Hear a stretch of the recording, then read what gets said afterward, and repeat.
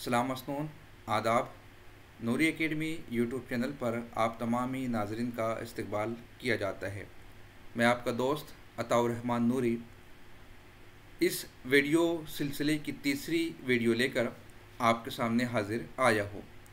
इस सिलसिले में एमफिल पीएचडी के मुजव्वज़ा खाके और मकाला लिखने के तरीक़ेकार को हम आपके सामने पेश कर रहे हैं। जैसा कि इब्तिदाई वीडियो ही में मैंने आपसे कहा था कि ये मुकम्मल सिलसिला मेरी अपनी किताब मकाला निगारी के मराहिल पर मुश्तमिल होगा, जिसका एंड्रॉयड एप्लीकेशन प्ले स्टोर पर मौजूद है।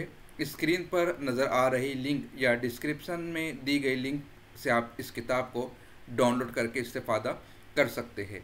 आज की इस वीडियो में तहक़ीक़ के लवाज़मात को हम देखने की कोशिश करेंगे। तहक़ीक़ के लवाज़मात और ख़ुसूसियात। तहक़ीक़ की ख़ुसूसियात या लवाज़मात से मुराद वो मियारात है जिनकी बुनियाद पर तहक़ीक़ी काम को बआसानी मुकम्मल किया जा सकता है। जैसे सबसे पहले तहक़ीक़ के लिए ज़रूरी है एक मौजू का होना, एक मसले का होना। अब मौजू का इंतखाब किस तरह करना चाहिए, मौजू कैसा होना चाहिए, इस पर हमारी एक स्पेशल वीडियो पार्ट 5 या पार्ट 6 में आपके सामने आने वाली है। आज की हमारी ये वीडियो पार्ट 3 पर मुश्तमिल है, जिसमें महज हम तहक़ीक़ के लवाज़मात और ख़ुसूसियात को आपके सामने पेश करेंगे। इस वीडियो में हम ये आपको बताना चाहते हैं कि तहक़ीक़ के लिए सबसे ज़रूरी चीज़ पहली मौजू का होना है। मौजू, उसकी एक अहमियत होनी चाहिए, उसकी इफ़ादियत होनी चाहिए। किस एतबार से मौजू का इंतखाब करना है ये अगली वीडियो में हम आपको बताएंगे। तो एक मुनफरिद उन्वान पर अहमियत वाला अहम मसले पर किसी भी मुहक्किक को तहक़ीक़ का फ़रीज़ा अंजाम देना चाहिए। दूसरी अहम चीज़, मौजू पर मुहक्किक का ज़ौक़ भी होना चाहिए और मुहक्किक की मालूमात भी उस मौजू के हवाले से होना चाहिए। मौजू आपसे टीचर ने कहा, आपने सुन लिया, काम शुरू कर दिया। मौजू आपके दोस्तों ने आपको कोई मौजू दिया, आपने सुन लिया, खाका बना लिया। ऐसा नहीं होना चाहिए। मौजू आपका ख़ुद का हो, किसी के ज़रिए से दिया गया ना हो।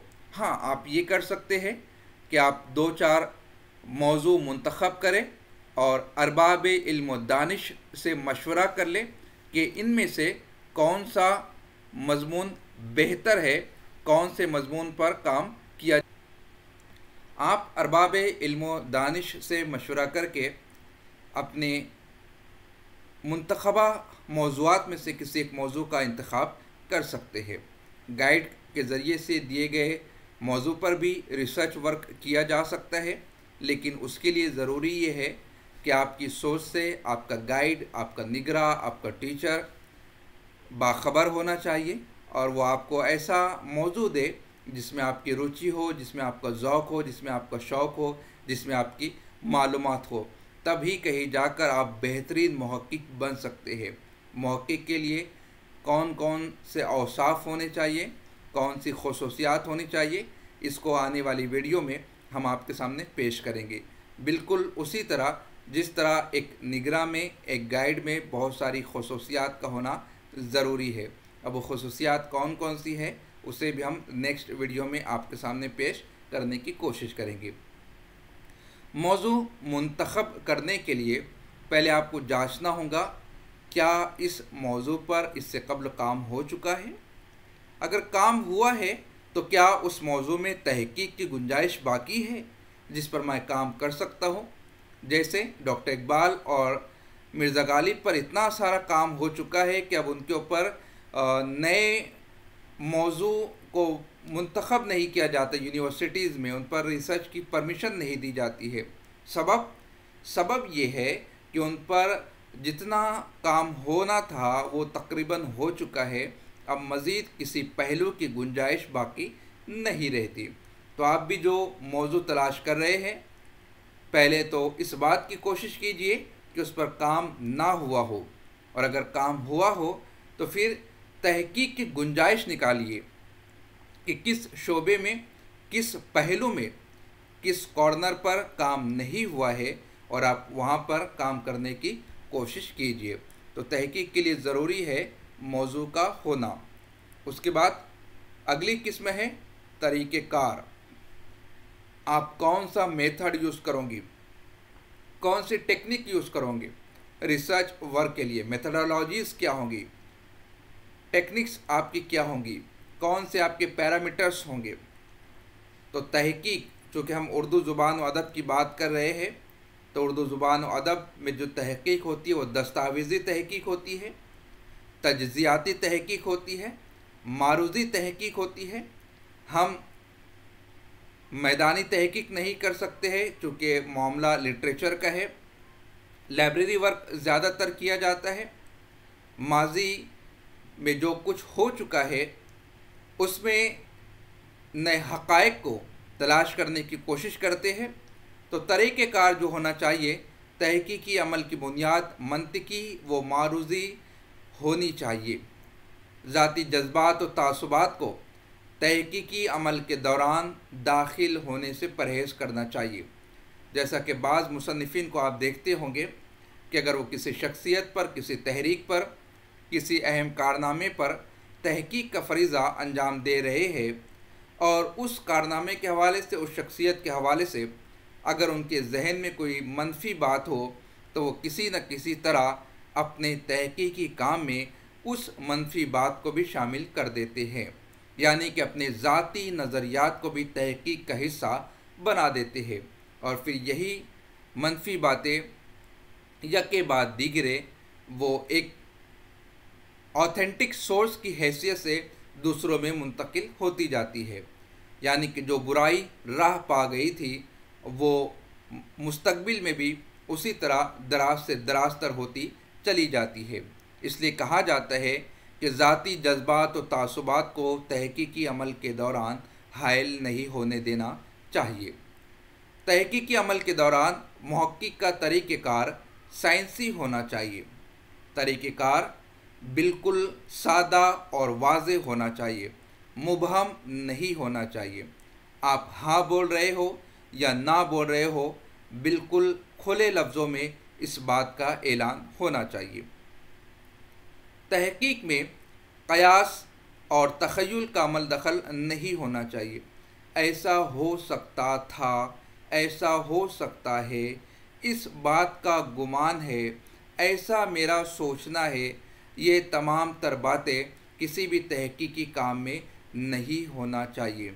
ऐसा हुआ है, ऐसा हुआ था, ऐसा हो चुका है, ये तमाम बातें तहकीक में होनी चाहिए। यानी उसमें क़यास और दिमाग का तख़य्युल नहीं आना चाहिए, बिल्कुल फैक्चुअल बेस्ड नॉलेज उसमें होनी चाहिए। अगली बात, मवाद का तज्ज़िया। जो भी डेटा आपने जमा किया है, जो भी मवाद आपने जमा किए हैं, चूँकि ऊपर हम जो देख चुके हैं, पहली चीज़ क्या है, मौजू का होना। मौजू है, जाहिर सी बात है, तो आपके पास मवाद भी होगा। अब मवाद है तो मवाद का बेहतर तरीके से आपको तज्ज़िया करते हुए आना चाहिए। जो कुछ भी हासिल शुदा मवाद है उसकी आप बेहतरीन तरीके से छानबीन करें और बेहतरीन तरीके से तहकीकी अमल को अंजाम देने की कोशिश करें। जब भी आप मवाद का तज्ज़िया कर रहे हो, उसका एनालिसिस कर रहे हो, तो आपका तहकीकी मौजू आपके जहन में होना चाहिए, आपके नज़रों के सामने होना चाहिए और उसी मौजू के मुताबिक आपने मवाद का तज्ज़िया करना है। आपने जो अबवाब बांधे हैं, आपने जो बाब लिया है, उन अबवाब के मुतालिक उस मवाद का तज्ज़िया होना चाहिए। ऐसा ना हो कि आपका मौजू कुछ और हो, आपका बाब मुख्तलिफ हो और आप किसी और ही नहज पर मवाद का तज्ज़िया पेश करते जा रहे हैं। तो तज्ज़िये के वक्त तहकीक का मौजू जहन में ज़रूर होना चाहिए। मुताल्लिका मौजू के हर पहलू से मवाद के ताल्लुक़ का तज्ज़िया किया जाना चाहिए। हर पहलू को आपने देखना है, हर पहलू को आपने समझना है और उसी के मुताबिक तज्ज़िया करना है। उसके बाद एक अहम चीज़ आपने अगर 5, 6, 7 अबवाब बांधे हैं अपने तहकीकी मकाले में, तो आपका हर बाब मसावी होना चाहिए। यानी अगर आप एक बाब 40 से 50 सफ़ात पर मुश्तमिल लेते हैं तो आपका हर बाब तकरीबन 40 से 50 सफ़ात पर मुश्तमिल होना चाहिए। ऐसा ना हो कि बाब अव्वल 30 सफ़ात पर मुश्तमिल, बाब दुआम 50 सफ़ात पर, बाब सूम आपका 80 सफ़ात पर मुश्तमिल हो। यानी कि आपका बाब, आपके तमाम अबवाब मसावी होने चाहिए, यकसा होने चाहिए, पैरेलल होने चाहिए। हाँ, ये हो सकता है कि कोई बाब 48 सफ़े का हो, कोई बाब 50 से 51 सफ़ात पर मुश्तमिल हो जाए, और उन अबवाब में रब्त तो होना चाहिए, तसलसल होना चाहिए, सब अबवाब आपस में मिले होना चाहिए। उसके बाद खाका तहकीक, जब भी आप तहकीक का फ़रीज़ा अंजाम देने के लिए अपने आप को पेश करते हैं तो सबसे पहला मरहला होता है मौजू के इंतखाब के बाद खाका तहकीक। आपको तहकीक का खाका बनाना होता है कि किस तरह से आप तहकीक का फ़रीज़ा अंजाम देंगे। तहकीक का खाका इस तरह तैयार किया जाना चाहिए कि मुहक्किक को काम करने में किसी भी किस्म की दुश्वारी ना आए। अब इसमें आप मुख्तलिफ़ बातें देख सकते हैं। दुश्वारी कब आएंगी? दुश्वारी उस वक्त आएंगी जब आपके गाइड ने कहा कि आप राहत इंदौरी पर कर लीजिए, अभी उनका हाल ही में इंतकाल हुआ है, काजी अब्दुल सत्तार साहब पर कर लीजिए, या फिर जो भी हाल फ़िलहाल में जो शख्सियत इस दुनिया से रुखसत हुई है उनके अदबी सरमाए, अदबी खिदमात पर आप काम करना शुरू कर दीजिए। चूँकि उनका सरमाया तो है लेकिन उन पर काम नहीं हुआ है, इस एतबार से मौजू तो आपका यूनिक होगा, मुनफरिद होगा, आपका कहा हुआ हर्फ अव्वल की हैसियत रखेगा, लेकिन चूँकि काम ना होने के सबब से मुख्तलिफ़ चीज़ों की दुश्वारियों से भी आपको गुज़रना होगा। तो खाका आपको फिर इस तरह तैयार करना होगा कि आपका मौजू भी मुनफरिद हो जाए और काम भी आपको करने में बहुत ज़्यादा दुश्वारी का सामना ना करना पड़े। उसके लिए आपको देखना होगा कि मौजू को मुंतखब करने के असबाब या मुहर्रिकात क्या थे। जैसे राहत इंदौरी साहब के हवाले से, शमशुर रहमान फ़ारूकी साहब के हवाले से, या काजी अब्दुल गफ़्फ़ार साहब के हवाले से, काजी अब्दुल सत्तार साहब के हवाले से अगर आप करना चाहते हैं तो सबसे पहले तो आपको इन शख्सियात में दिलचस्पी होनी चाहिए, उनका अदबी सरमाया आपके मुताले में होना चाहिए, आप उनकी तहरीरों से मुतासिर या कम अज़ कम मुत्तफ़िक होना चाहिए, उनके तहरीरों से आप वाकिफ़ होना चाहिए। अगर ये मुहर्रिकात है तो आपको फिर खाका तहकीक बनाने में आसानी होगी और आपका मकाला पाए तकमील को भी आसानी के साथ पहुंच जाएगा। आपने ये भी देखना है खाका तहकीक बनाते वक्त कि मकाले की तहकीक के बाद अमली व तहकीकी दुनिया में उसकी क्या अहमियत होगी। जैसा कि मैंने अभी कहा, ये हाल फ़िलहाल में रुखसत हुए अफराद है, राहत साहब हो या फ़ारूकी साहब हो या काजी साहब हो, अभी हाल ही में गुज़रे हैं, अभी इन पर PhD इनरोल्ड हो चुकी है। जैसे कि अलीगढ़ मुस्लिम यूनिवर्सिटी में खानक़ाह महारेरा के एक जानशीन काजी अब्दुल सत्तार साहब पर PhD का मरहला अंजाम दे रहे, तहकीकी मकाला लिख रहे हैं। अभी पूना यूनिवर्सिटी में मैं पिछले हफ्ते में था तो वहाँ पर राहत इंदौरी साहब पर एक मकाला रजिस्टर हुआ है। इसी तरह फ़ारूकी साहब पर भी जामिया मिल्लिया इस्लामिया में हुआ है। तो अब इन पर काम हो रहा है। तो अब आपको देखना ये होगा कि आपके अनावीन तो नहीं टकरा रहे हैं, आपके अबवाब में तकरार तो नहीं हो रही है, आप किस पहलू पर काम करना चाह रहे हैं। मंजर आम पर आने के बाद उस मकाले की अहमियत क्या होगी, आपका तहकीकी काम तहकीकी दुनिया में कितनी अहमियत की नज़रों से देखा जाएगा। आपने इस बात का अंदाज़ा लगाना है कि आपने कौन सी नई बात पेश की है, कौन सी नई खोज की है। तो तहकीक के लवाज़मात में ये तमाम चीज़ें हैं जिसका इहाता आपने करना है PhD में एनरोल होने से पहले। अगली वीडियो में हम आपके सामने तहकीक के लिए बुनियादी और सानवी माखज़ को पेश करने की कोशिश करेंगे।